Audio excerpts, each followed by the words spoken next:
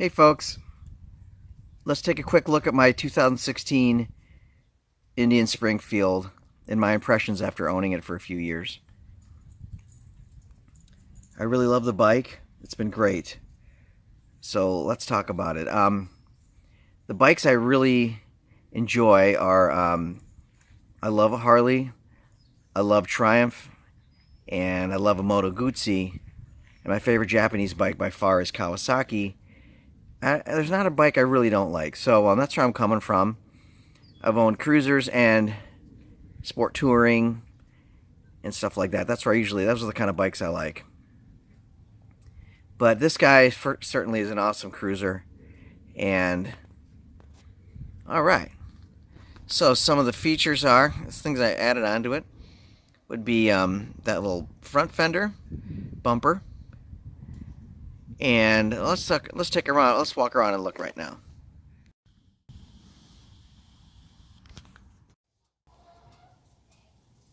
So I got a new location here. So in comparing this to a Road King, maybe you're thinking about this or a Road King. I used to own a Road King, 2009.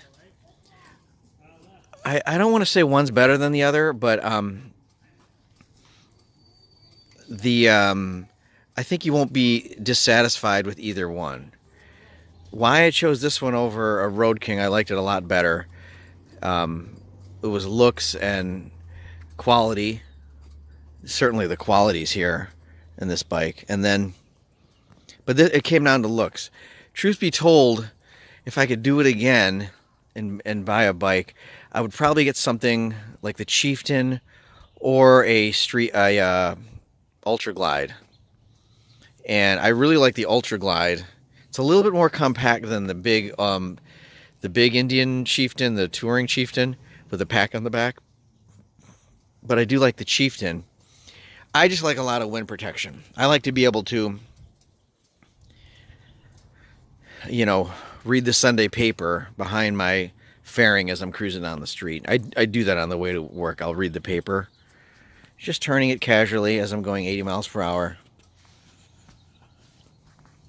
So this baby keeps up with traffic nicely. I mean, it's just a fast bike, and traffic here in a commuting day, I don't commute with this often. I commute with my BMW, but my old BMW, but goes around 85 miles per hour, just under.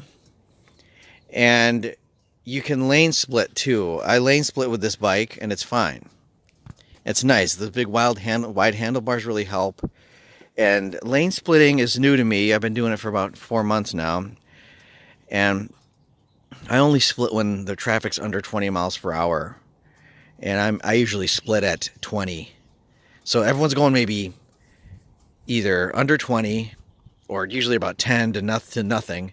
And I'm going at around 15 to 20. And it's kind of nerve-wracking, but it's easy. And funny thing is, 2 out of the 10 people you pass will react to you passing down the you're splitting between the passing lane and the fast lane. They will react to you passing, and they react in a positive way. They give you room. It's like to the point where you don't need to do that. I'm fine. And you'll see them like kind of veer out of the way, even though they're going like 2 miles per hour. They make an attempt. It's really nice, and I've never had any adverse reactions to me lane splitting. My biggest worry about lane splitting is other bikes, because they're coming in a lot faster. You'll see these people that do it illegally, where they're lane splitting at like traffic is going 60 and they're going 80. And they're splitting the lane, which you should not do. And then they just kind of basically are zigzagging through traffic and using it as a lane splitting. And they do the other thing, which is I hate, is not using their turn signal, but using their left hand to signal that they want to turn left, which is not helping anyone. Just keep your hands on the handlebars and use your turn signal, or don't use anything at all. Hey. So, and of course, when they're turning right, they never use their hands to turn right. it's only the left because that looks cool to them. Apparently, I don't know.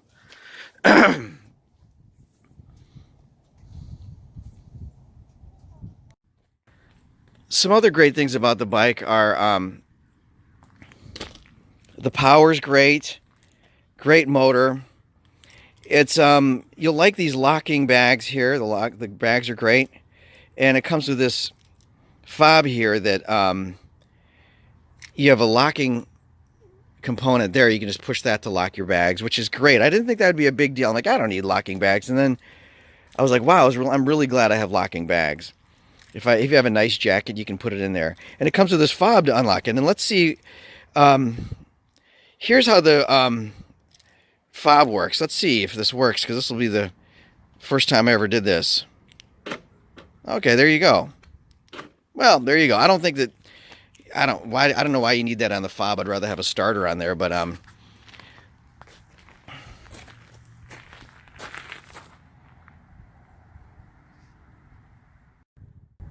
so what do you say we start it up? You push the Macintosh button.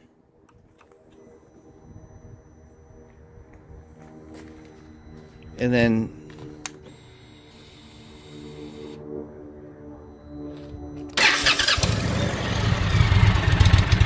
these are just stock pipes. I don't like loud pipes. They give me a headache.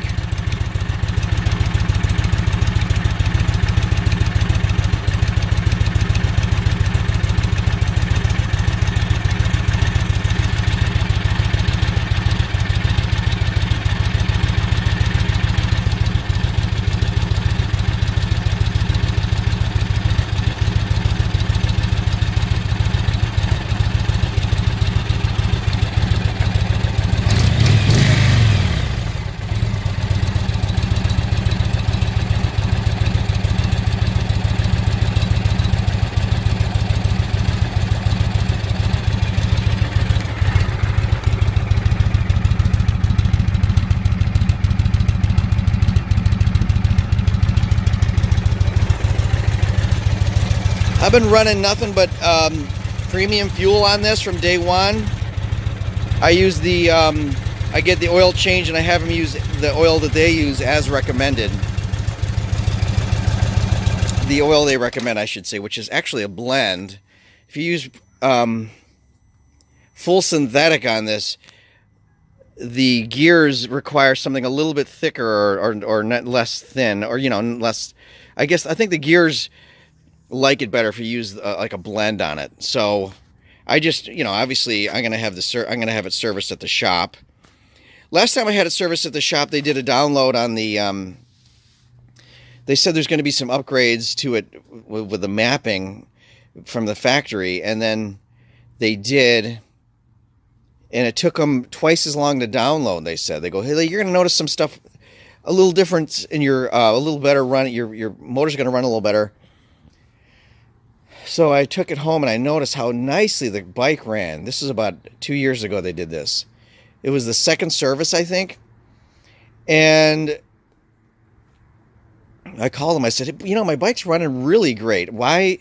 It was always running great, but now it seems like there's a new, like it needed an oil change forever, and some kind of 10% better. And they go, well, the mapping is different. And not to mention, when we did your bike, the download time took about 2 or 3 times as longer on yours than everyone else's. We don't know why. So, I don't know, maybe that's something to do with it. But all right, we're walking around the bike again. I know it's fun just to look at the bike, and I'm trying not to say too much, so you can see. Oh, these mirrors are good, whatever. The mirrors are fine. On my BMW, they have these little nice round mirrors that look cool, but you have to search them all over hell and back when they don't really give you a lot of information. So these are perfect. Okay, someone's dog's coming around, so. Cool beans. If I think of anything else, I'm going to tack it on. Thanks for watching. Here is the backrest. This is the taller one. And I just stuck it on. It took me 3 seconds to put it on. It'll take me 3 seconds to take it off.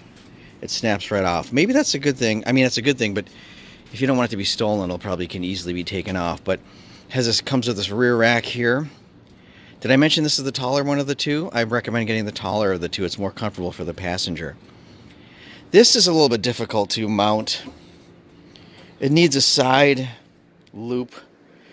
I have to do a lot of fancy rigging to get it. Stuff kind of slips around on there, so it needs a fasten point. I'm sure it's fine. I just need to learn how to tie a damn knot.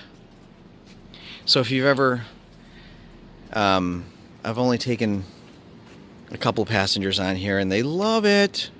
If you ever get the chance, I'm sure you have, to take someone on a bike, they love it. And it was my girlfriend in El Paso, and she's an immigrant, right? She came over when she was like 10, so she has a little bit broken English, and she speaks fine, but she was trying to express herself. She'd never been on a bike before, and I took her around. It was a beautiful night, and took her all over hell and back, and she was trying to express. Sorry, I got an ant in my arm. Yeah. Do you know where 145 is? Sorry, I'm back. Anyway, so she was expressing how much she liked the ride, and she kept saying the words freedom and like the feeling of being free, and how much she loved it and how exciting it was.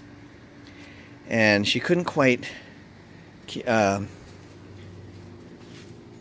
communicate what exactly she was feeling, but I could tell it was invigorating for her, and I knew exactly what she was trying to say.